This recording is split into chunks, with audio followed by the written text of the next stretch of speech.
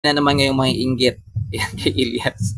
Yan, hindi nga pinapakita ni Ilyas. O pinakita na ng tito ni Ilyas. Yan, hindi ko alam kung saang side. Kung sa mother side, sa tatay side. Yan, kayo na lang mag-isip dyan mga kakyo. Basta malapit po siya kay Ilyas. Ayan, pinakita po niya dito mga kakyo na meron pong pinapagawang bahay si Ilyas JTV. Yan para po sa kanyang mga magulang. Mga kakyo. So meron po akong nabasang comment guys na dati daw na bahay yan nila Ilyas, pinarenovate lang. O pinagawa siguro talaga mga Q kasi halos bago na lahat mga Q. So makikita natin mga Q, ayan. So yung bubong kompleto na. So ganyan naman talaga gumawa ng bahay guys. Inuuna talaga yung bubong.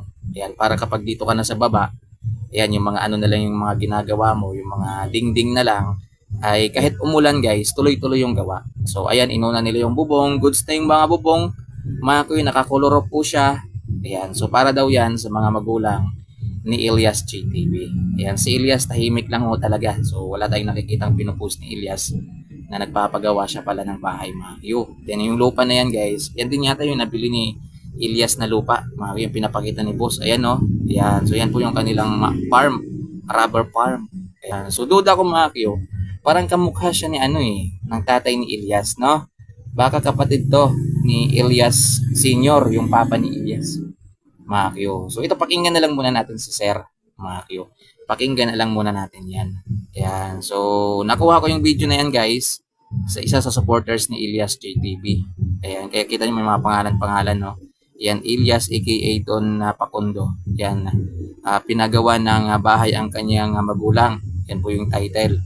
Mga Q. So pakinggan natin yung sinasabi dito ni Sir para mas maintindihan natin guys.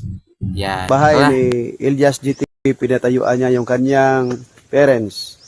Bininta namin ng na 150 square meter para ito yung before iba yung structure ng bahay nila. And because it was blessed by the Lord, ito yung aming rubber tree. And nasa taas pa yung iba. Yan. Rubber tree, yan. Maliit pa yung mga puno ng rubber tree kasi ngayon lang si 7 years. Yan. Oh, sige, wala pig. Dito na pig. Doon na pig. Doon na pig. No pig. So. Yan. Yan. Yan. Praise the Lord. Bala ka dyan. Sagatin ka dyan. Nagpig dyan. Oh. Bahay ni Ilyas DTV na.